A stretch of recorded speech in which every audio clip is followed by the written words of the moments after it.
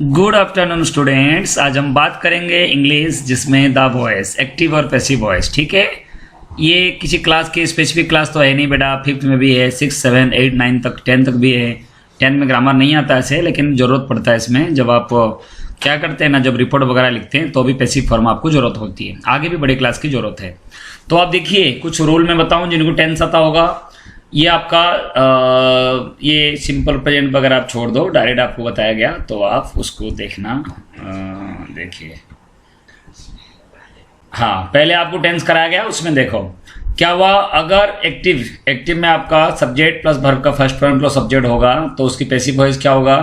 Subject plus ईजेएमआर plus verb का third form plus by plus object. ये जो verb का थर्ड फॉर्म है क्या है? Present past participle. जो पास्ट पार्टिसिपल है उसको हम वर्ब का थर्ड फॉर्म शॉर्टकट में लिख देते हैं। ठीक है, एग्जाम्पल के तौर पर। और पता है सिंपल प्रेजेंट में आपको एस भी आता है। तो एक एग्जाम्पल मैंने आपको ले लिया, आई ईट फूड। क्या है? आई ईट फूड। तो यहाँ पे आपको समझने की आवश्यकता है। तो मेरा इसमें इस लाइन का आई ईट फूड, सब्जेक्ट मेरा क्या है? आई है बेटा, और मेरा ऑब्जेक्ट क्या है? फूड है। तो जो यहाँ पे ऑब्जेक्ट होगा उधर जाके वो सब्जेक्ट हो जाता है। तो ये फूड था इधर, तो उधर फूड हो गया। और रूल क्या कह रहा है? ईजेएमआर प्लस वर्ब का थर्ड फॉर्म। तो food is eaten by me. तो ये आई का क्या होता है? मी। दे का क्या होता है? देम। ही का क्या होता है? हिम। सी का क्या होता है? हर। उस टाइप। यू का क्या होता है? यू। वी का क्या होता है? आस। ये चीज़ आपको ध्यान देना। जैसे दे प्ले क्रिकेट, तो ये जो है ऑब्जेक्ट क्या है? क्रिकेट है।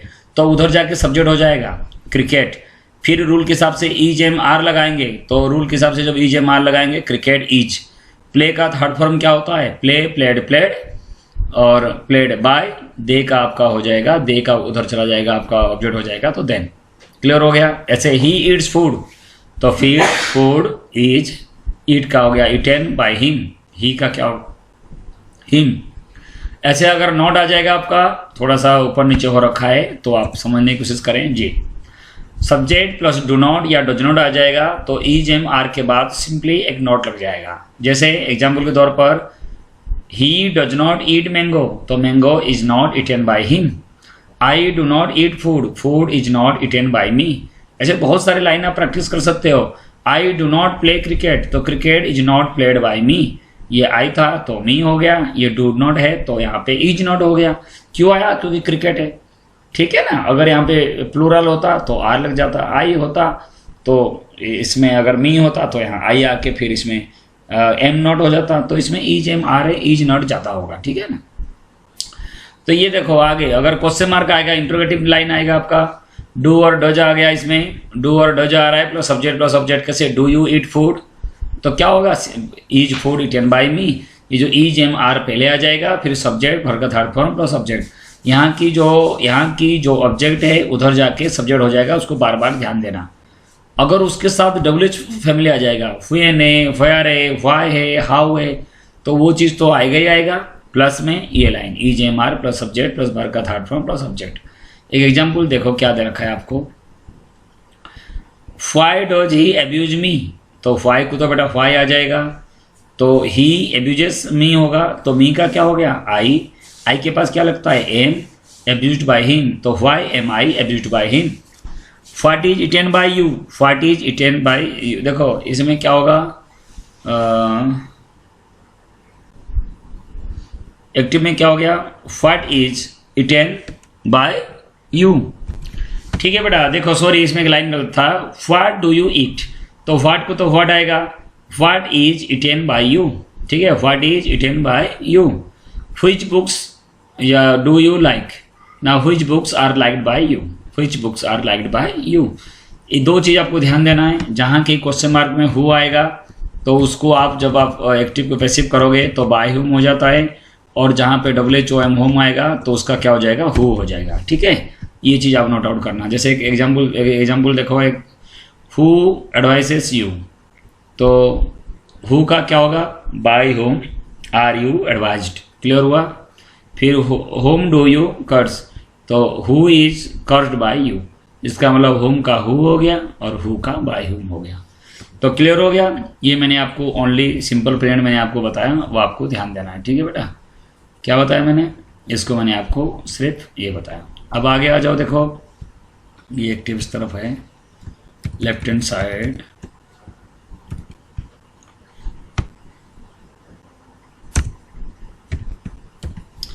देखो नेक्स्ट कॉन्टिन्यूस में आ जाओ, सब्जेक्ट प्लस ईजेएमआर प्लस में वर्ब का आईएनजी।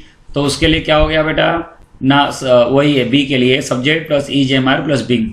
अगर कहीं आईएनजी आ जाता है तो आपको क्या लग जाएगा, बिंग लग जाएगा, और जो चीज़ें वही सेम है। ठीक है, इसके एग्जाम्पल आपको दे रखा है वो आप देखो। अगर परफेक्ट आता है हैज और हैव और वर्ब का थर्ड फॉर्म, तो हैज हैव और बिन आ जाता है BEEN। इसका मतलब आईएनजी आ जाएगा तो बिंग आ जाएगा, और वर्ब का थर्ड फॉर्म आ जाएगा हैज हैव तो बिन आ जाएगा।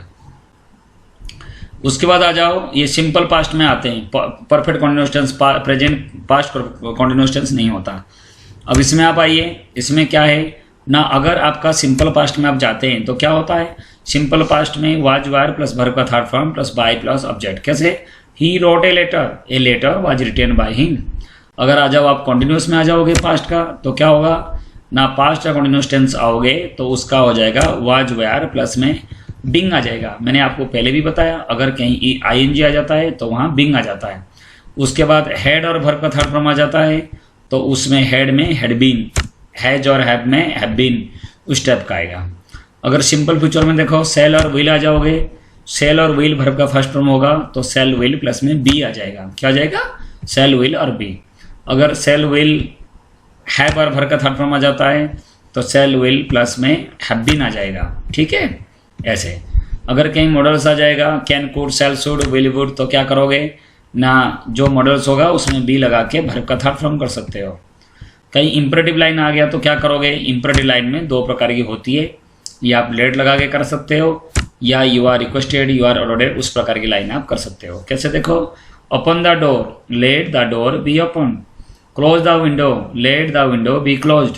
अगर क्वेश्चन आ गया get out, you are ordered to get out. ठीक है, please come here, you are requested to come here, इस टाइप का लाइन हो सकता है, वो इंपरेटिव में आपको ध्यान देना है। ठीक है बेटा, तो कहने मतलब क्या है, ये ज़्यादा इसके बाद और प्रिपोजिशन वगैरह इसमें आपको नहीं है। सिंपल से देखो आप क्या क्या बताया मैंने आपको, शुरू से एक बार आप नोट आउट करो।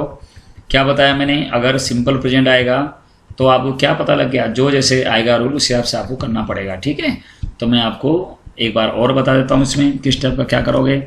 अगर बेटा आपको आ गया, इसमें आप देखो, अगर कहीं सब्जेक्ट प्लस क्या जाएगा ना, वर्ब का फर्स्ट फॉर्म प्लस में ऑब्जेक्ट, ये आ गया, तो आप समझ जाना कि जो दे रखा है वो क्या है हमारा ना, वर्ब का फर्स्ट फॉर्म है यहाँ पे।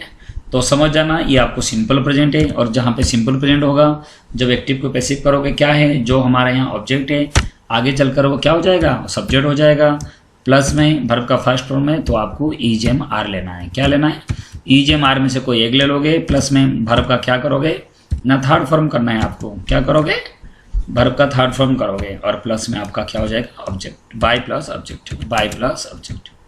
समझ लो, उस प्रकार की आपको लाइन आपको होगा, वो आपको समझना है। अगर कहीं आपको वर्ब प्लस ING आ गया तो ये छोटी छोटी चीज़ें ध्यान देना, वर्ब प्लस ING हो जाएगा तो क्या हो जाएगा ना, वहाँ पे EJMR तो आएगा ही आएगा, EJMR उसमें भी होगा इसमें भी होगा, लेकिन उसके बाद जो लगने वाला जो चीज़ें हैं वो बिंग लग जाएगा, वो चीज़ समझना है। अगर कहीं हेड आ गया तो उसको पैसिव वॉइस करोगे तो आपका हेड बीन आ जाएगा, वर्ब का थर्ड फॉर्म सब में है। अगर कहीं सेल विल आ गया, अगर कहीं बेटा सेल और विल आ जाता है और वर्ब का फर्स्ट फॉर्म आ रहा है तो आपको ध्यान देना, सेल विल तो आएगा ही आएगा, क्या आ जाएगा, सेल ऑब्लिक में विल, इन दोनों में कोई एक आएगा, प्लस में आपका बी आ जाता है, प्लस में वर्ब का थर्ड फॉर्म। अगर कहीं कैन आ गया तो क्या होगा, इसकी पैसिव वॉइस में कैन आ जाएगा, प्लस में बी आ गया, प्लस में वर्ब का थर्ड फॉर्म। ठीक है, अगर कहीं आपका वाज वेयर आ गया, अगर आपका वाज वेयर आ गया, वर्ब का थर्ड फॉर्म आ जाएगा WERE। अगर ये वर्ब का ING आ जाएगा तो आप क्या करोगे ना, आपको ध्यान होगा ना, जो वाज वेयर तो आएगा ही आएगा बेटा, वाज वेयर के बाद क्या करोगे, प्लस में बिंग आ जाएगा, BEING। कैसे पता लग रहा है ना, ING, इसमें आपका ING है तो बिंग हो जाएगा, हेड है तो हेड बिंग हो जाएगा। तो उस प्रकार की लाइन है। कौन सी लाइन का पैसिव वॉइस आप नहीं कर सकते, present perfect continuous tense, past perfect continuous tense, future continuous tense. अगर कोई तुम्हें पूछेगा इसका, अब करो, I shall be writing a letter,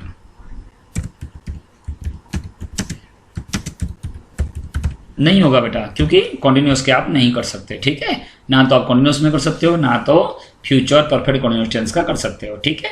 अगर मैं कहूँगा I can speak English, I can SPEAK speak English, English बड़ा लिखोगे तो इसमें क्या होगा, English can be spoken by me, English can be spoken by me.